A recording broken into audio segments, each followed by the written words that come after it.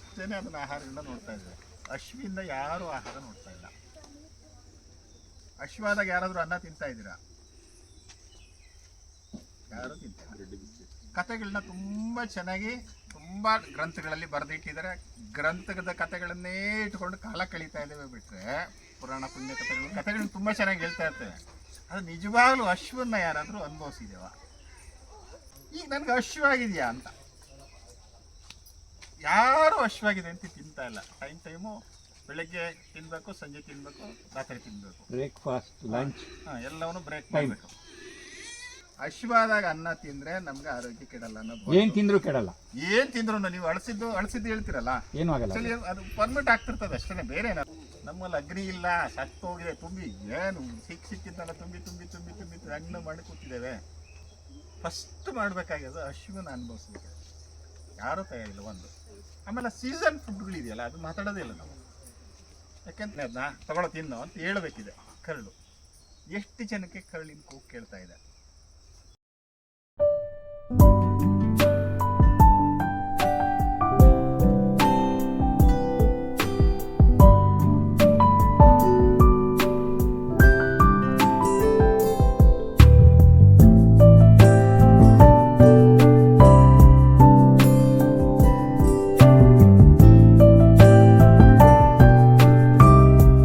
ಪರಿಕಲ್ಪನೆಗಳಲ್ಲಿ ನಮ್ಮದೇ ಆದ ಲೆವೆಲ್ಗಳಲ್ಲೇ ನಾವು ಯೋಚನೆ ಮಾಡ್ತಿರ್ತೀವಿ.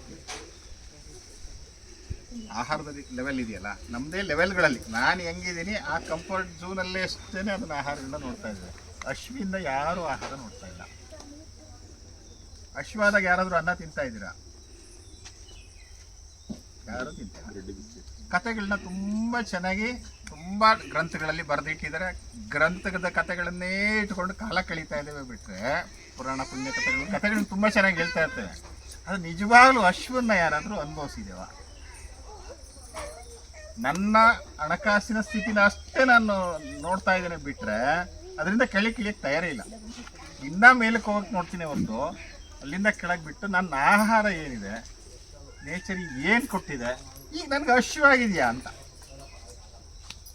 ಯಾರು ಅಶ್ವಾಗಿದೆ ಅಂತ ತಿಂತಾ ಇಲ್ಲ.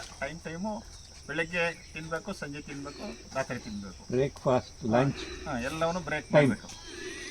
ಸೊ ಅದು ಫಿಕ್ಸ್ ಮಾಡಿದೆ. ಅಶ್ವಿಗೆ ಅನ್ನ ತಿಂದರೆ ಈ ಕಾಯಿಲೆಗಳಿಲ್ಲ. ಒಂದು ನಾನು ಕಲ್ತ್ಕೊಂಡಿರೋ, ನನ್ಗೆ ಅಂತಿರೋದು ನನ್ನ ಅನುಭವದಲ್ಲಿ ಅಶ್ವಾದಾಗ ಅನ್ನ ತಿಂದ್ರೆ ನಮ್ಗೆ ಆರೋಗ್ಯ ಕೆಡಲ್ಲ ಅನ್ನೋದು. ಏನ್ ತಿಂದ್ರು ಕೆಡಲ್ಲ.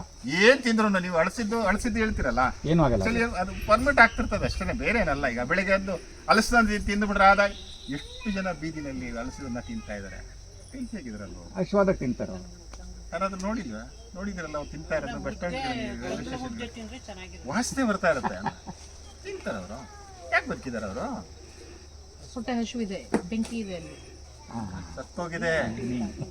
ನಮ್ಮಲ್ಲಿ ಅಗ್ನಿ ಇಲ್ಲ, ಸತ್ತೋಗಿದೆ, ತುಂಬಿ ಏನು ಸಿಕ್ಕಿದ್ದಲ್ಲ ತುಂಬಿ ತುಂಬಿ ತುಂಬಿ ತುಂಬಿ ಹಣ್ಣು ಮಾಡಿ ಕೂತಿದ್ದೇವೆ. ಫಸ್ಟ್ ಮಾಡ್ಬೇಕಾಗ್ಯದು ಅಶ್ವನ ಅನುಭವಿಸ್ಬೇಕು. ಯಾರೂ ತಯಾರಿಲ್ಲ ಒಂದು. ಆಮೇಲೆ ಸೀಸನ್ ಫುಡ್ಗಳಿದೆಯಲ್ಲ ಅದು ಮಾತಾಡೋದೇ ಇಲ್ಲ ನಾವು. ಯಾಕೆಂತ ಹೇಳಿದ್ರೆ ಆ್ಯಕ್ಚುಲಿ ನಾನು ಮಾತಾಡ್ಬೇಕಾದ್ರೆ ತುಂಬ ಸರಿ ಹೇಳ್ತಿರ್ತೀನಿ, ಕರಳಿನ ಕೂಗು ಅಂತ ತುಂಬ ಚೆಂದ ಹೇಳ್ತಾರೆ. ನಾವು ಯಾವುದೇ ಒಂದು ವಸ್ತುವನ್ನು ನೋಡಿದಾಗ ಅದು ಕರಗಿಸ್ತೀನಿ ಅಂತೇಳಿ ಕರಳಲ್ಲಿ ರಸ ಉತ್ಪತ್ತಿ ಆಗಬೇಕು.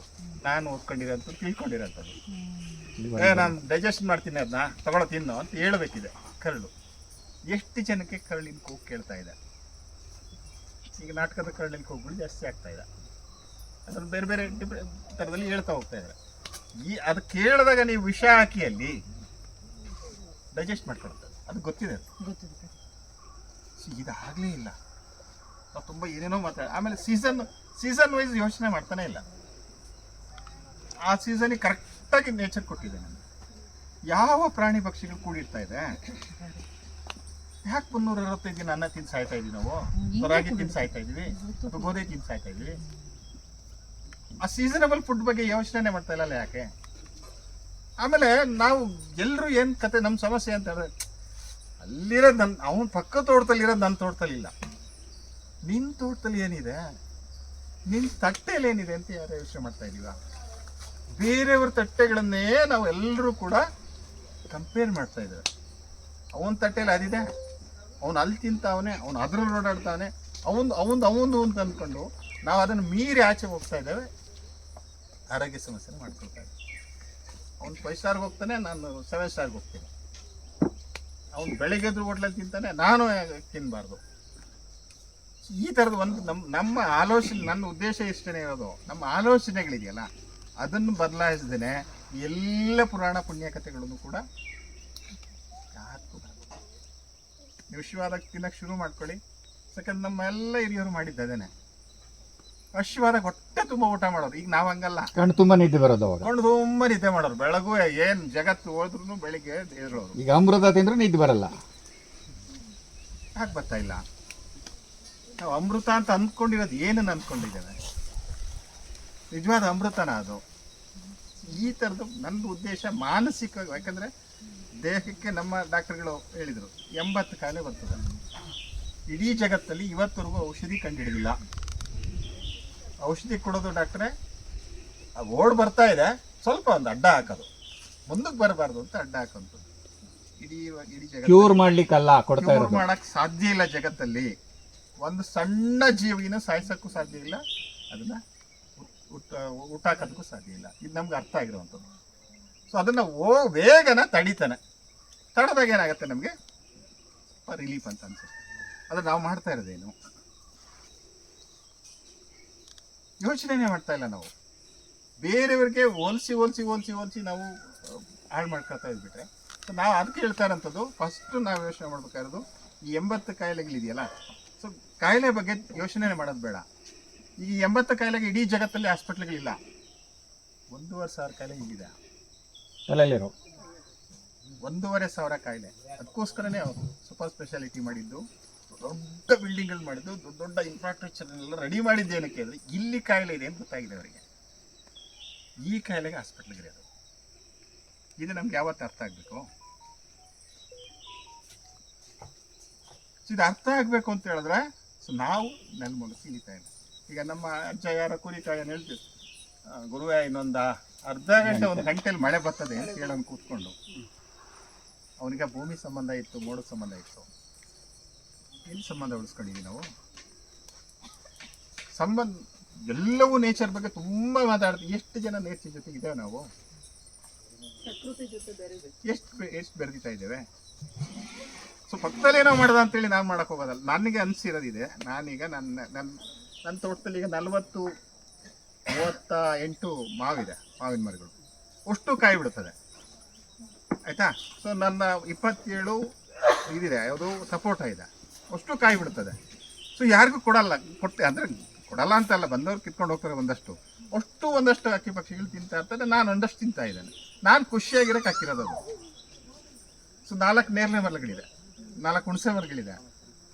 ಸೊ ಈ ಥರದಲ್ಲಿ ಇಡೀ ತೋಟದಲ್ಲಿ ಒಂದಷ್ಟು ಹಣ್ಣಿನ ರಾಶಿ ಇದೆ. ಎಲ್ಲವನ್ನೂ ನಾನೇ ತಿನ್ನಬೇಕಾಗಿಲ್ಲ. ಸೊ ಅಲ್ಲಿ ಬಂದರೆ ಅದು ಕಳೆ ಅಂತ ನಿಮಗೆ ಏನು ಕಾಣಿಸ್ತಾ ಇದೆ? ಒಂದು ದಿನದಲ್ಲಿ ಲಕ್ಷಾಂತರ ಜೇನುಹುಳುಗಳು ಊಟ ಮಾಡ್ತದೆ. ಅಲ್ಲಿ ಕೆಳಗಡೆ ಫ್ಲವರ್ಸ್ ಇದೆಯಲ್ಲ, ನಾವು ದೊಡ್ಡದಾಗಿ ಭಾಷಣ ಮಾಡ್ತೇವೆ ವೇದಿಕೆಯಲ್ಲಿ, ಈ ಜಗತ್ತಿನ ಜೀವವಿದ್ಯತೆ ಕೊನೆ ಜೇನುಹುಳು ಸತ್ತ 2 ವರ್ಷದ ನಂತರ ಮನುಷ್ಯನ ಸಂತತಿ ನಾಶ ಆಗ್ತದೆ. ಎಷ್ಟು ಚಂದ ಡೈಲಾಗ್ ಹೊಡಿತೀವಲ್ಲ. ಜೇನುಹುಳು ಉಳ್ಸಕ್ಕೆ ಏನು ಮಾಡಿದ್ರಿ ನೀವು? ಇದು ನಮ್ಮ ಇಲಾಖೆಯವರು ಕ್ರಾಪ್ ಚೆನ್ನಾಗಿ ಬರುತ್ತೆ, ಜೇನು ಸಾಕಿಂತೆ ಅಂತದ್ದು ಪೆಟ್ಟಿಗೆಗಳು ಕೊಟ್ಟಿದ್ದಾರೆ. ಮರುಕಲ ಪೆಟ್ಟಿಗೆಗಳು, ಅದು ಯಾಕಂದ್ರೆ ಅದು ಬೇರೆ. ಅದು ಆ ಪೆಟ್ಟಿಗೆಗಳಲ್ಲಿ ಜೇನೇ ನಿಲ್ತಾ ಇಲ್ಲ ಅಲ್ವಾ? ಸೊ ಅದರಲ್ಲಿ ಸರಿ, ಅದು 365 ದಿನ ಇರುತ್ತವು ಫ್ಲವರ್. ಅದಕ್ಕೆ ಸೊ ನೀವು ಮಾವಲ್ಲಿ ಇಳುವರಿ ಬರ್ತದೆ, ಇನ್ಯಾವುದೋ ಬರ್ತದೆ, ಇಳುವರಿ ಬರ್ತದೆ. 365 ದಿನಕ್ಕೆ ಅದಕ್ಕೆ ಆಹಾರ ಸಿಗುತ್ತಾ? 1 ತಿಂಗಳು, 2 ತಿಂಗಳು, ಇನ್ನು 12-10 ತಿಂಗಳು ಎಲ್ಲಿಗೆ ಹೋಗ್ಬೇಕು ಅದು ಜೇನುಹುಳ? ಯಾಕೆ ಯೋಚನೆ ಮಾಡ್ತಾ ಇಲ್ಲ ನಾವು? ಯಾರಿಗೂ ಯೋಚನೆ ಮಾಡ್ತಾ ಇಲ್ಲ. ಜೇನುಹುಳು ಉಳಿಸ್ಬೇಕಷ್ಟೇ ಕತೆ ಭಾಷಣ ಹೊಡಿತಾರೆ, ಹೋಗ್ತಾರೆ. ಸೊ 365 ದಿನ ಕಾಯ್ತಾ ಇರೋಂಥದ್ದು ಇಡೀ ನಮ್ಮನ್ನು ಸಾಕ್ತಾ ಇರೋದು ಅಂತ ಹೇಳಿದ್ರೆ, ಸೊ ನಮ್ಮ ಕೆಳಗೆ 365 ಡೇಸ್ ಒಂದಲ್ಲ ಇನ್ಯಾವುದೋ ಒಂದು ಆಗ್ತಾ ಇರ್ತದೆ. ಇದನ್ನು ಉಳಿಸೋದ್ರ ಬಗ್ಗೆ ಯೋಚನೆ ಮಾಡಲ್ಲ. ಯಾಕೆ ಗಿಡಗಳನ್ನ ಉಳಿಸ್ಕೊಳ್ಳೋಕೆ ಯೋಚನೆ ಮಾಡ್ತಾ ಇಲ್ಲ ನಾವು? ಜೂನ್ 5 4 ಗಿಡ ನೆಡಬೇಕು, ಫೋಟೋ ತೆಗಿಸ್ಬೇಕಷ್ಟೇ ಆಗ್ತಾ ಇದೆಯಲ್ಲ. ಇಳುವರಿ ಬಗ್ಗೆ ಮಾತಾಡ್ತೇವೆ, ಇದ್ರಲ್ಲಿ ಜಾಸ್ತಿ ಕಾಯಿ ಬಿಡ್ತಾ ಇಲ್ಲ, ಜಾಸ್ತಿ ಇಳುವರಿ ಏನೋ ಸುರಿ ತಂದು ಅಂತ. ಬರೀ ಸುರಿತಾ ಇದ್ರೆ ಏನಾಯ್ತದು? ಸೊ ಇಲ್ಲಿ ಕೂರ್ತಾ ಯಾಕೆ ಇಲ್ಲಿ ನಾನು ಇಲ್ಲಿ ಎಲ್ಲರೂ ಕೂತ್ಕೊಂಡು ಮಾತಾಡಬೇಕು ಅನ್ನೋ ಉದ್ದೇಶ ಅಂತ ಹೇಳಿದ್ರೆ ಸ್ಪಷ್ಟವಾಗಿರೋ ಅಂಥದ್ದು. ನಾವು ಎಲ್ಲರೂ ಎಲ್ಲೋ ದಿಕ್ಕು ಚೇಂಜ್ ಆಗ್ತಾ ಇದೆ. ಏನಾದರೂ ಒಂಚೂರು ನಮ್ಮಲ್ಲಿ ನಾನು ಇಡೀ ಜಗತ್ತನ್ನು ಬದಲಾಯಿಸುವಂಥ ಭ್ರಮೆಗಳಿಲ್ಲ ನನಗೆ. ಸೊ ನನಗೆ ಅರ್ಥ ಆಗಿದೆ. ನನ್ನ ಜೊತೆ ಒಂದಷ್ಟು ಗೆಳೆಯರಿದ್ದಾರೆ. ಈಗ ನಾನು ಹೇಳಿದ್ನಲ್ಲ, ಉಮೇಶ್, ಶ್ರೀನಿವಾಸ ಮತ್ತಿನ್ನ ಡಾಕ್ಟ್ರು ಒಂದು 7-8 ಜನ ರೆಡಿ ಇದ್ದಾರೆ. ಅವ್ರ ಪಾಡಿಗೆ ಅವ್ರೇನೋ ಮಾಡ್ಕೊಳ್ತಾ ಇದ್ದಾರೆ. ಈಗ ಮುರಳಿ ಮಾಡಬೇಕಾಗಿಲ್ಲ. ನಾನು 2008 ನಾನು ಶುರು ಮಾಡಿದಾಗ ಎಲ್ಲರೂ ಹುಚ್ಚ ಅಂತ ಹೇಳ್ತಾ ಇದ್ರು. ಏನೋ ಸೊಪ್ಪು ಹಿಡ್ಕೊಂಡು ಆ ಕುರಿಕಾಯರ ಜೊತೆ ಕೂತ್ಕೊತಾನೆ ಹೋಗಿ ಬಾರೆ ಮೇಲೆ ಕೂತ್ಕೊಂತಾರೆ. ಅಲ್ಲ ಸತ್ಯ ಅದು. ಅಲ್ಲೆಲ್ಲ ಬಾರೆ ಮೇಲೆ ಕುರಿ ಕಾಯ್ತಾರೆ, ದನ ಕಾಯ್ತಾರೆ ಅಂದ್ರೆ ಅವ್ರ ಜೊತೆ ಕೂತ್ಕೊಂತಿದ್ದಾಗ ಏನು ಇವಾಗ ಹಿಂಗೆ ಕೂತ್ಕೊತಾರೆ ಅಂದ್ರೆ ಅಡಿಕೆ ಹಾಕೊಂಡು ಅವ್ರ ಜೊತೆಯ ನನಗೆ ಅನಿಸ್ತಾ ಇತ್ತದು. ಹೌದು, ಇವ್ರು ಅಂತಾರೆ ಸರಿ ಇದೆ ಅಂತ.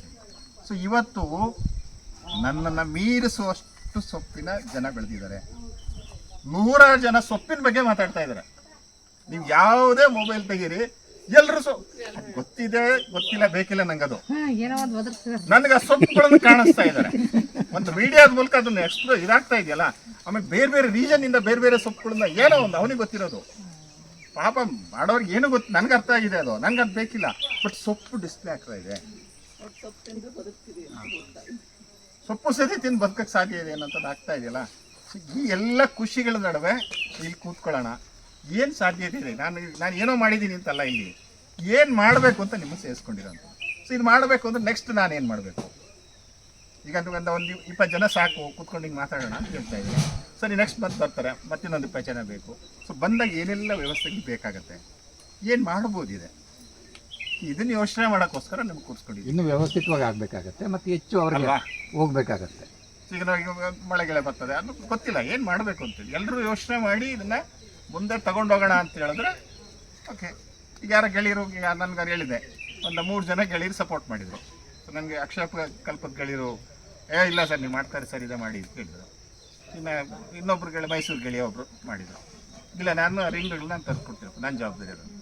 ಸೊ ಅಷ್ಟು ಜನ ತಂದು ಕೊಟ್ಟಿದ್ದಕ್ಕೆ ನಂದೇನಾಯಿತು, ನಾನು ಏನೋ ಬೆಳಿಲಿಕ್ಕೆ ಆಯ್ತು. ಈಗ 100 ಇರೋದು 200 ಆಗ್ಬೋದು, 1000 ಆಗ್ಬೋದು. ಬೆಳೆಸೋವಂಥದ್ದು ಕೂಡ ಈ ಗ್ರೂಪಿನ ಕೆಲಸ ಆಗಬೇಕು. ಈ ಗ್ರೂಪ್ ಮಾಡಿರೋ ಉದ್ದೇಶ ಮೆಸೇಜ್ ಮಾಡೋಕ್ಕಲ್ಲ, ಫಾರ್ವರ್ಡ್ ಮೆಸೇಜ್ಗಳನ್ನ ತೊಗೊಂಬಂದು ಅಲ್ಲೆಲ್ಲ ಹೇಳಿದರು, ಅವ್ರು ಯಾರು ಹೇಳಿದ್ರು, ಇವ್ರು ಯಾರು ಹೇಳಿದ್ರು ಅಂತಂತ ತುಂಬ ಕಲ್ಲ ಇದು ಮಾಡ್ತಾ ಇರೋದು. ಸೊ ನಾವು ಏನು ಮಾಡೋಣ, ಬಿಟ್ಬಿಡಿ, ಇದು ಜಗತ್ತು ಆಚೆ ಬಿಟ್ಬಿಡಿ, ನಮ್ಗೆ ಬೇಕಿಲ್ಲದು. ನಾವೊಂದು 20 ಜನ ಕೂತ್ಕೊಂಡು ನೆಕ್ಸ್ಟ್ ಬಂದು ಮಾಡಬೇಕಾ, ಏನು ಮಾಡಬೇಕಿದೆ, ಏನೆಲ್ಲ ಸಾಧ್ಯತೆಗಳಿದೆ, ಇಲ್ಲಿ ಮಾಡಲಿಕ್ಕೆ ಏನೆಲ್ಲ ಸಮಸ್ಯೆಗಳಿದೆ, ತೊಡಕುಗಳನ್ನ ಹೆಂಗೆ ನಿವಾರಣೆ ಮಾಡ್ಕೋಬೇಕು, ಇದನ್ನು ಒಂದಷ್ಟು ನಂತರ ಮಾತಾಡೋಣ ಅಂತ ಅಂದ್ಕೊಂಡಿದ್ದೀನಿ.